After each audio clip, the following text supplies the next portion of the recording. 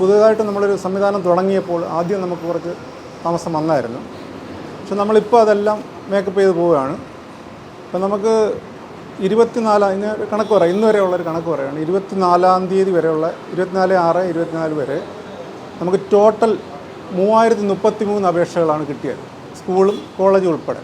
3033 സ്കൂളും 564 കോളേജും. ഇത്ര അപേക്ഷകളാണ് നമുക്ക് ഇതുവരെ കിട്ടിയത്. അതിനകത്ത് നമ്മൾ 3151 അപേക്ഷകളും വെരിഫൈ ചെയ്തിട്ടുണ്ട്. അതുപോലെ തന്നെ യൂണിറ്റ് ഓഫീസറുടെ അപ്രൂവലിന് വേണ്ടി 3151 അപേക്ഷകളും യൂണിറ്റ് ഓഫീസർ അപ്രൂവ് ചെയ്തിട്ടുണ്ട്. ബാക്കി ഇനി പെൻഡിങ് 423 അപേക്ഷകൾ മാത്രമേ നമുക്കിനി പെൻഡിങ് ആയിട്ടുള്ളൂ. അത് ഓരോ ദിവസവും 150-200 അപേക്ഷകൾ ഓൺലൈൻ ആയതുകൊണ്ട് ഏത് സമയം അപേക്ഷകൾ വന്നുകൊണ്ടിരിക്കുകയാണ്. അങ്ങനെയാണ് നിലവിലെ ഇപ്പോൾ നമ്മുടെ സ്ഥിതി.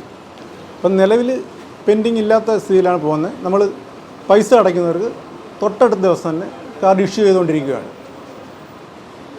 പൈസ അടയ്ക്കുന്നതനുസരിച്ച് മെസ്സേജ് ചെല്ലും. അതനുസരിച്ച് കാർഡ് കൈപ്പറ്റണമെന്ന് പറഞ്ഞ് ഒരു മെസ്സേജ് അവർക്ക് ഫോണിൽ ചെല്ലും. അതനുസരിച്ച് പൈസ അടയ്ക്കുന്നവർക്കെല്ലാം തൊട്ടടുത്ത ദിവസം തന്നെ കാർഡ് വിതരണം ചെയ്തുകൊണ്ടിരിക്കുകയാണ്.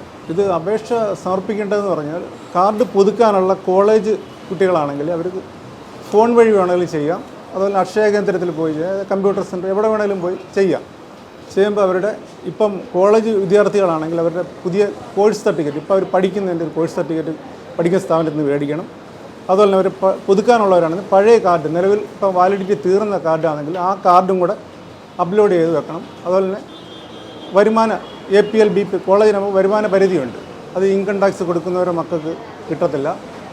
അങ്ങനെയുള്ള ഇൻകം ടാക്സ് കൊടുക്കുന്നില്ലെങ്കിൽ അതിൻ്റെ ഒരു സത്യവാങ്മൂലം അതിനകത്ത് സമർപ്പിക്കണം. ഇത്രയും കാര്യങ്ങൾ സമർപ്പിച്ചു കഴിഞ്ഞാൽ അവരുടെ ആപ്ലിക്കേഷൻ ഫുള്ളായി.